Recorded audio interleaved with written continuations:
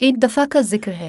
एक छोटे से गांव में एक बूढ़ी औरत रहती थी जिसका नाम मरियम था। वो अपनी सादा जिंदगी गुजार रही थी और लोगों की मदद करती थी। मरियम की जिंदगी में एक खास बात थी, वो हमेशा सच बोलती थी, चाहे हालात जैसे भी हों। एक दिन गांव में एक बहुत बड़ा मसला पैदा हो गया।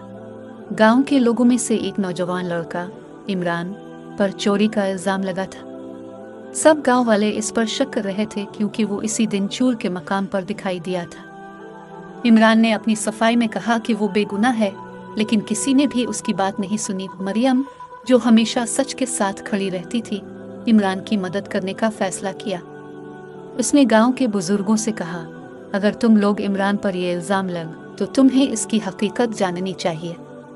सच का पता लगाने के लिए हमें खुद उसकी कहानी सुननी चाहिए। तमाम लोग मरियम की बात पर मुत्तफिक हो गए और इमरान को गांव के दरख्त के नीचे बुलाया।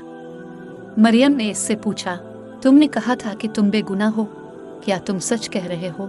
इमरान की आंखों में शुकूक और शुबहात थे, मगर वो जानता था कि मरियम कभी झूठ नहीं बोलती। इसने अपनी बात दोहराई, मैं सच कह रहा हूँ मरियम। मरियम ने कुछ लम्हों तक सोचा और फिर कहा, सच हमेशा छुपता नहीं, वो अपने रास्ते खुद बनाता है। इमरान, मैं तुम्हारा सच्चा होना जानती हूँ। मरियम ने गांव वालों से कहा, हमें सच को जांचने के लिए मजीद वक्त देना चाहिए।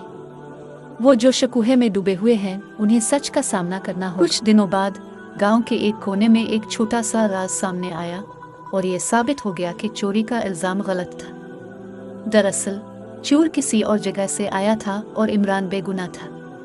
गांव के लोग मरियम की सच्चाई के सामने झुक गए। इस दिन के बाद गांव में मरियम की इज्जत मजीद बढ़ गई और लोगों ने सच बोलने का अहद किया।